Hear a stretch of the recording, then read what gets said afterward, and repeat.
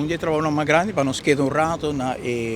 Marítima Polícia, tá com antes então tinha uma oficina aqui na mês e a oficina é não guardo manter e roupa mal estado e tem esquema dus na mesma abandonei e tinha uma situação que está totalmente ineficiente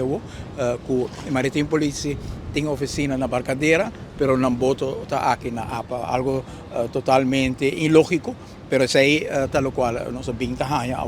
e nós fazemos compromisso que nós vai ter diálogo com a APA para acomodar a Marítima Polícia de uma forma mais correta, aqui não de uma boa oficina, que não porta aqui mesmo, não boto tá. Tá retornando também que aí não que nós fazemos manutenção, nós só sai, nós também durante a Aruba, pero aí de uma forma concreta também na Marítima Polícia, pero está tudo durante a Aruba, é uma responsabilidade grande que nós temos, pero pensei nós tem, sobre a nossa comunidade a conhecer a governação anterior de nós, que sempre nos dá atenção na renovar, restaurar e manter, e isso é o que deve aqui também. Sim, onde é parte da ajuda, seguro Marítima Polícia, que o Wayfronters, não pode chegar mais cerca de costa, nós compramos o Wayfronters, não, novo tempo aí, e simplesmente o governo não investir para manter, e não tampouco não tem que mais, por motivo que não está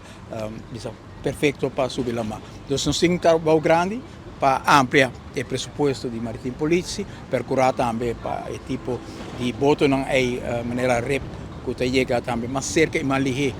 canto de lama, para assim nós por melhorar, reforçar toda a vigilância. É algo importante para nosso povo e para esse que trata o dia também é algo que não se sente que não trabalho para valorar e a importância de não trabalho logicamente a nós pedimos vigilância canto de strand, pero na vigilância entre nós e a costa de Sul-América é muito importante para outra parte de criminalidade que está ameaçando isso praticamente todo dia.